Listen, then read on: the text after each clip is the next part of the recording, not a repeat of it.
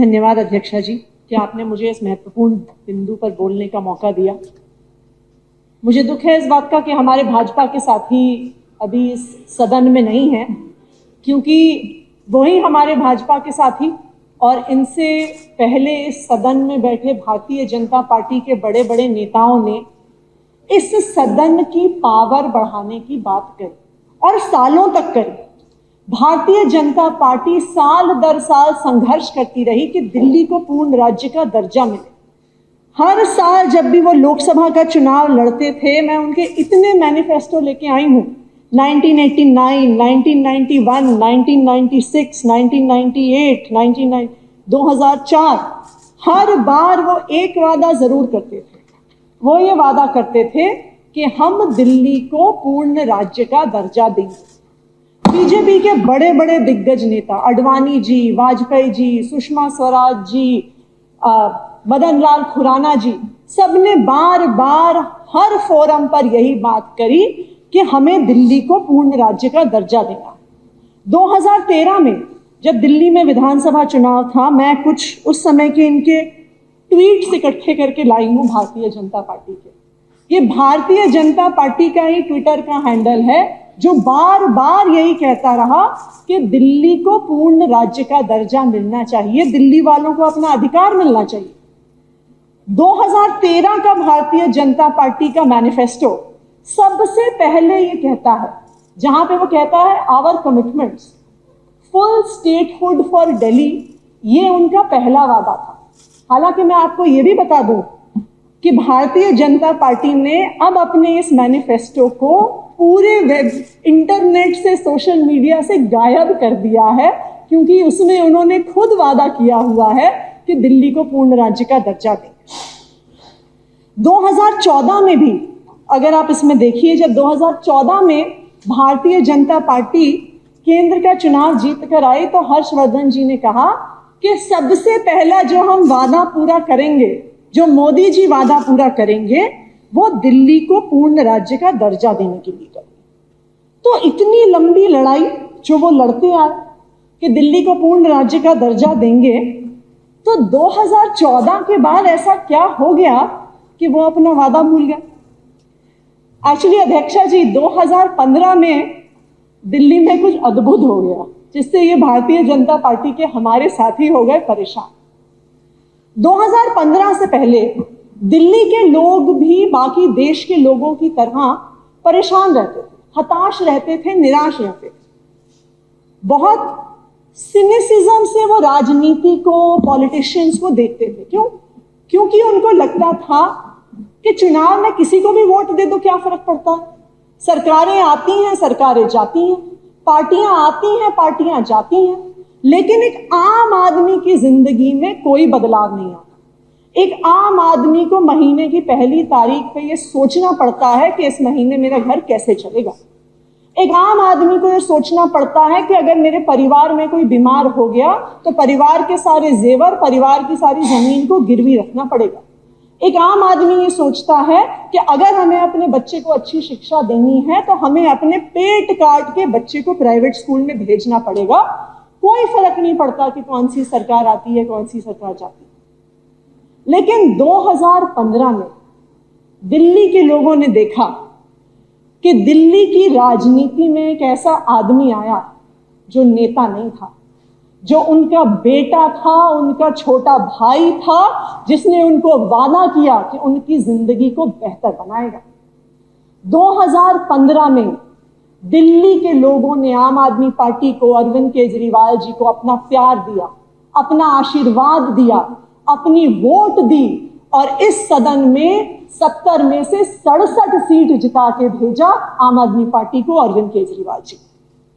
यहीं से भारतीय जनता पार्टी की कहानी पलट गई। उन्हें समझ में आ गया कि अगर अरविंद केजरीवाल जी की राजनीति सक्सेसफुल हो गई, वो राजनीति जो भ्रष्टाचार खत्म करती है, वो राजनीति जो फ्री बिजली देती है, वो राजनीति जो घर घर पानी पहुंचाती है, वो राजनीति जो सबको अच्छा इलाज देती है, बच्चों को अच्छा भविष्य देती है, तो भारतीय जनता पार्टी की राजनीतिक दुकान बंद हो जाएगी।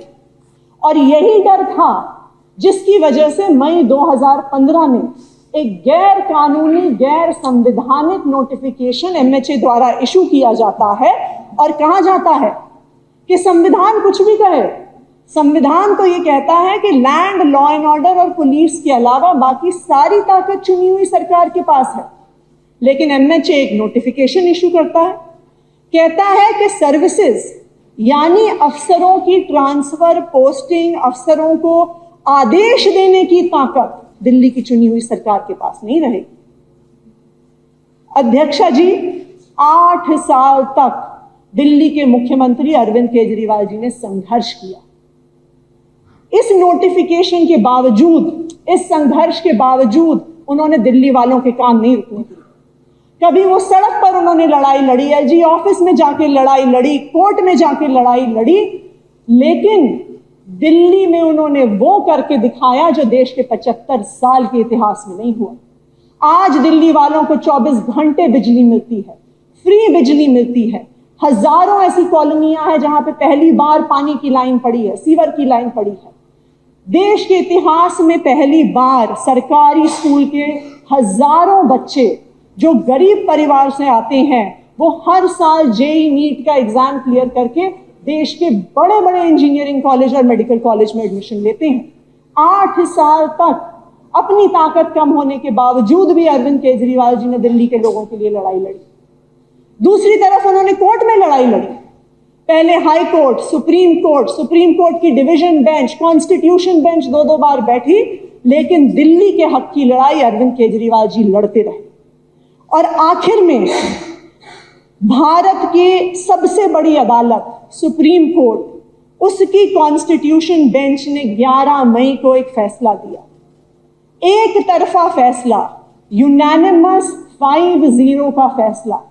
और उन्होंने कहा कि लैंड, लॉ एंड ऑर्डर और पुलिस को छोड़कर सारी ताकत चुनी हुई सरकार के पास है, ये सुप्रीम कोर्ट ने अपने आदेश में कहा।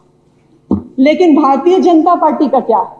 ना तो वो लोकतंत्र का सम्मान करते हैं, ना तो वो संविधान का सम्मान करते हैं, और अब तो वो सुप्रीम कोर्ट का भी सम्मान नहीं करते, क्योंकि इस सुप्रीम कोर्ट के आदेश के बाद 8 साल के कोर्ट में संघर्ष के बाद ये सुप्रीम कोर्ट का आदेश आया और भारतीय जनता पार्टी की केंद्र सरकार ने 8 दिन में सुप्रीम कोर्ट के इस आदेश को एक ऑर्डिनेंस के माध्यम से पलट दिया। क्यों? क्योंकि उन्हें डर था कि अगर अरविंद केजरीवाल की सरकार को ताकत मिल जाएगी तो देश देखेगा कि किस स्पीड से काम होते हैं, पब्लिक के काम किस तरह से होते हैं। पहले वो ऑर्डिनेंस लेके आए, फिर वो बिल लेके आए। अध्यक्षा जी, इस बिल में दिल्ली के लोगों के ऊपर, दिल्ली के लोगों की चुनी हुई सरकार के ऊपर एक एलजी को थोपा गया। यहीं से कुछ ही किलोमीटर दूर वाइसरॉय का महल है, जो अंग्रेजों द्वारा भारत के लोगों पे थोपे गए थे कि भारत के लोग चाहें या ना चाहें, लेकिन वाइसरॉय उन पर शासन करता था। आज केंद्र सरकार ने भी वही किया है कि दिल्ली के लोग चाहें या ना चाहें, एलजी साहब उनके ऊपर शासन करेंगे।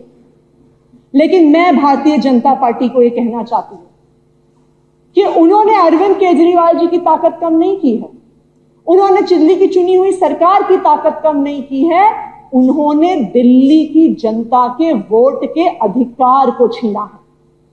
और दिल्ली की जनता को, देश की जनता को वोट का अधिकार लाखों लोगों के संघर्ष के बाद मिला था। अभी 15 अगस्त बीती है, 15 अगस्त को हम स्वतंत्रता दिवस मनाते हैं, हम तिरंगा फहराते हैं।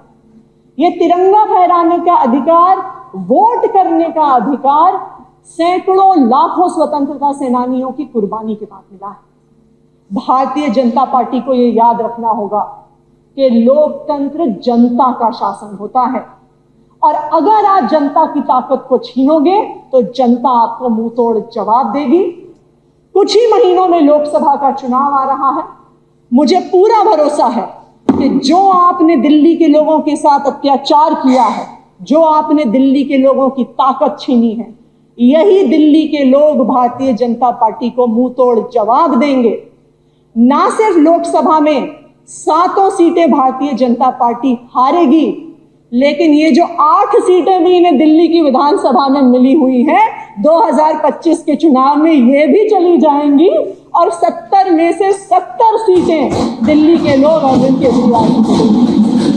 भारतीय जनता पार्टी बस एक आखिरी चीज याद रखे, आप लोगों पर अत्याचार कर सकते हो, आप उनकी ताकत छीन सकते हो, आप उनकी वोट की शक्ति पे वार कर सकते हो, लेकिन आप इस सब से दिल्ली की जनता का दिल नहीं जीत सकते, दिल्ली की जनता का प्यार नहीं जीत सकते।